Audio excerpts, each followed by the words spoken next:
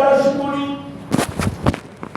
ইসলাম সে তো পরশমণি, তারে কি পেয়েছে খুঁজি, পরশে তাহার সোনা হলো তারা তাদের ওই মোরা বুঝি। বলেছেন হযরত রাসূল শেষ পয়গম্বর, আমার পরে যদি নবী হতো কেউ কত ঠিক সে ওমর, আমার পরে যদি নবী হতো কেউ কত ঠিক সে ওমর। এটা হলো হযরত ওমরের একটা সাইড। আমলের সাইডটা কি?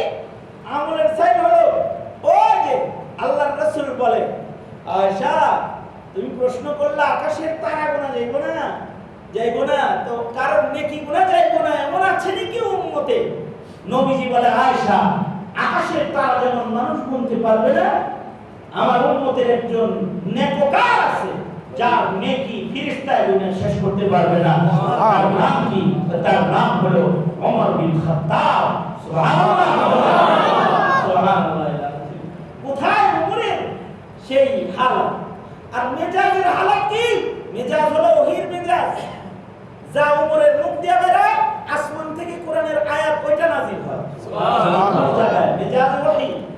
আর হকের উপরে কতটা শক্ত, ফারুক বাইনাল হক ওয়াল বাতিল, হক বাতিলের মাঝখানে বিচ্ছেদকারী। হৃদয়ের হালতটা কেমন ওমরের?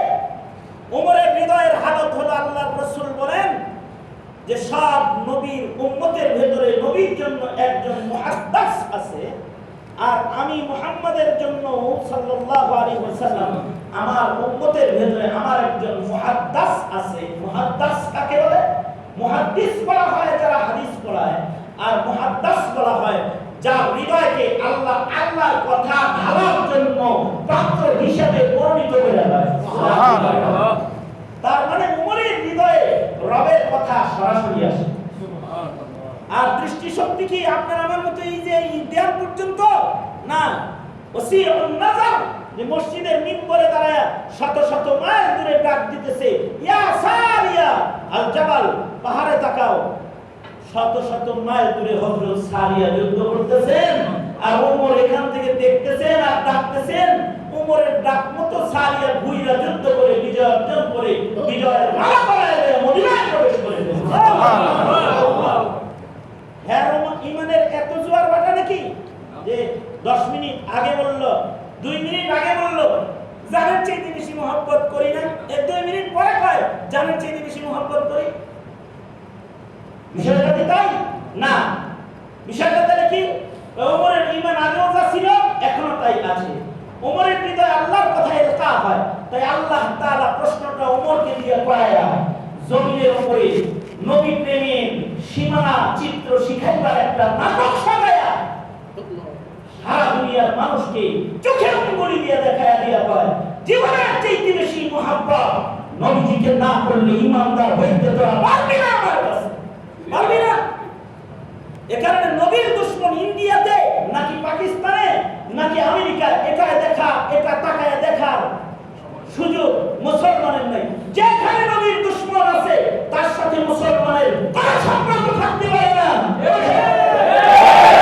হোক না মাদ্রাসা, হোক না স্কুলে, হোক না মসজিদে, হোক না সচিবালয়ে, হোক না সে বাজারে, হোক না সে অফিস আদালতে, বিজনেস পয়েন্টে বসবাসকারী কোন মুসলিম সন্তান, তার হৃদয়ে থাকবে নবীর মহব্বত সর্বোচ্চ মহব্বত। এ কারণে এই ভারতের মুসলমানরা গর্জে উঠেছে। শয়তানরা মুম্বাইয়ে শয়তানি করেছে, সারা ভারতের মুসলমানরা মুম্বাই মুখে মার্চ করার জন্য তৈরি হয়েছে। তারা জীবন দিবে কিন্তু নবীর ঈমান নষ্ট করবে না, নবীর মহব্বত নষ্ট করবে না। ওইখান থেকে বাংলাদেশের নাস্তিক মুরতাদ যারা, তাদেরকে আমাদের জানায় দেওয়ার সময় এসেছে। বাংলাদেশের মাটিতে 17 কোটি মুসলমানের ঘাঁটিতে কেউ নবীকে আক্রমণ করলা তো রবিউল আউয়ালের শেষ ভাগে পয়গাম শোনায় দিচ্ছি, জানা বাংলার মাটিতে হবে না, জানা বাংলার মাটিতে হবে। কারণ মুসলমানের দেশে মুসলমানের ঈমানকে আক্রমণ করবে, এটা মুসলিম ঘরানা মুমিনরা কখনো বরদাস্ত করবে না। এই কারণেই সারা দেশব্যাপী মুসলমানেরা নবীর উপরে আক্রমণকারী খাতেমে রাসূল যারা তাদের মৃত্যুদণ্ডের আইন সংসদে চায়, খাতেমে রাসূল তাদের মৃত্যুদণ্ডের আইন চায়। কারণ এটার সাথে মুসলমানের ঈমান ঝুলে আছে, এই মুহাব্বতটার সাথে মুসলমানের ঈমান ঝুলে আছে। জাস্টিস তাকি উসমানী আল ফাতহুল মুলহিমের ভেতরে লিখেছেন, ফাতহুল মুলহিমে লিখেছেন যে আসলে উমর অভিনয় করে প্রেমটাকে জমায় ফেলাইল। এটা লাস্ট কথা, ফিনিশিং কথা শোনেন। অর্থাৎ আমি খালি কমু যে আপনারে ভালোবাসি, আপনি একটু কম না যে আমারে ভালোবাসি, রিজা কবুল হয়ে গেল ভালোবাসি। আল্লাহু আকবার।